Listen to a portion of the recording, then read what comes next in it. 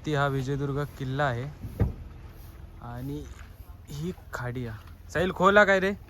हा उडी टाकूचा विचार आहे. मॅडच काय पाणी खोल आहे.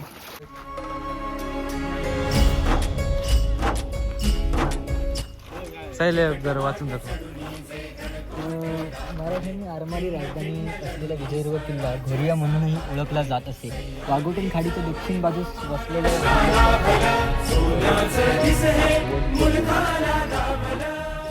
द्रावा दुर्गदुंड पर चीता मृग झुंड पर भूषण वितुंड पर जैसे मृगराज है तेज तम अंश पर कांड जिमी कंस पर त्यो मलच्छ वंश पर शेर शिवराज है. छत्रपती शिवाजी महाराज म्हणजे फक्त नाव नाही तर छत्रपती शिवाजी महाराज म्हणजे शौर्य, धैर्य आणि पराक्रमाची गाथा. जिथे अन्याय दिसला तेथे त्यांनी तलवार उचलली आणि जनतेच्या रक्षणासाठी स्वतःला झोकून घेतलं. नमस्कार. छत्रपती शिवाजी महाराजांच्या जलदुर्गाच्या राजधानीच्या किल्ल्यावरती आपलं सगळ्यांचं स्वागत आहे. आज जो तुम्ही किल्ला बघणार आहात ना, ही आपल्या मराठ्यांच्या नौदलाची राजधानीचा किल्ला होता.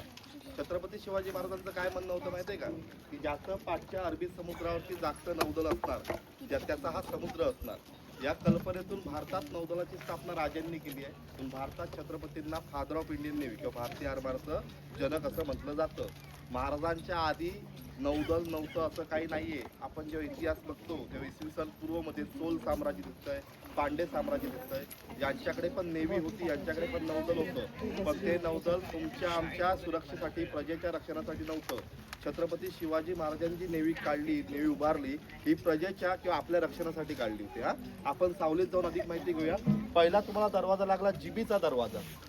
जिबीचा दरवाजा म्हणजे किल्ल्याचा एन्क्वायरी डोर आहे. इमेजिन करा, इकडे एक लाकडी दरवाजा असणार, त्या देवडीमध्ये तिथल्या दादा बघितल्या तिकडे प्रमुख आघाडीचा मावळा बसलेला असणार. जेव्हा किल्लेदाराचा आदेश येणार, पहिली चौकशी होणार होती आणि आदेश जेव्हा येणार किंवा ह्या बाहेरच्या आणि येणाऱ्या व्यक्तीला आतमध्ये सोडा, तेव्हा त्याला मुख्य प्रवेशद्वारात सोडलं जायचं. हा जिबी दरवाजा म्हणजे किल्ल्याचा एन्क्वायरी डोर.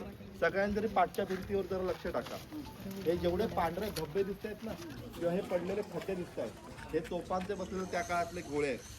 शत्रूने आपला किल्ला जिंकण्यासाठी समोरच्या खाडीवरती येऊन तोफगोळ्याचा मारा करून किल्ला फोडण्याचा प्रयत्न केला आहे. पण आपला किल्ला कधी त्यांना फुटला नाहीये. म्हणून इंग्रजांनी या किल्ल्याचा उल्लेख पूर्वेकडचा जिब्राल्टर या नावाने केला. कारण इंग्लंड आणि स्पेनच्या मध्ये एक रॉक ऑफ जिब्राल्टर नावाचा अभेद्य पाषाण आहे. तो रॉक ऑफ जिब्राल्टर फोडणं अशक्य आहे किंवा जिब्राल्टरची खाडी पोहून पार करणं अशक्य आहे. तशीही त्यांना तटबंदी फोडणं पार करणं अशक्य वाटायचं. दुसरी गोष्ट, किल्ले बघताना किल्ल्याच्या भिंतीवरती बघा, हे छोटे छोटे होल दिसत आहेत ना, याला म्हणायचं जंगी. हे त्यावेळीचं गन पॉईंट आहे. बंदुकांच्या नळ्या लांब असायच्या, लांब नळ्या आतमध्ये उडून फायरिंग केली जायची. आर्मीचा एक साधा सोप्पा नियम आहे, एक गोळी एक माणूस.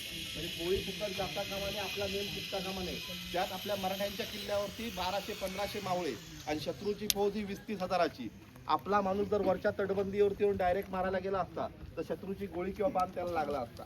त्याच्यामुळे जेव्हा आपला माणूस भिंतीच्या आतून मारणार, त्याला जिथे शत्रू दिसणार तिकडे नळी घुसवायची आणि फायर करायची. म्हणजे आपली गोळी फुकट जात नाही आणि आपला नेम पण चुकत नाही.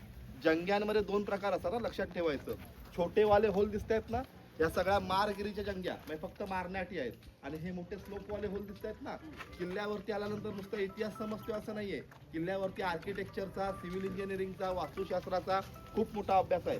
पावसाचं पाणी आतमध्ये साचता कामा नये, ते बाहेर जायला पाहिजे. कारण तटबंदी आतून खराब होईल. मग पावसाचं पाणी बाहेर जायला पाहिजे आणि जरी कोणी आलं तर तुम्ही त्याला मारू पण शकताय.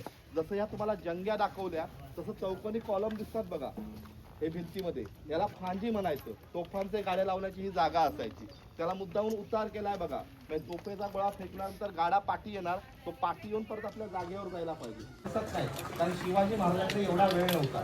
शिवाय आपण ठरवलं ना 50 वर्षाच्या आयुष्यामध्ये आपल्याला हवं तसं आपण एक घर बांधू शकत नाही. शिवाजी महाराजांनी 300हून अधिक किल्ले बांधले. माझा राजाने दिले आदान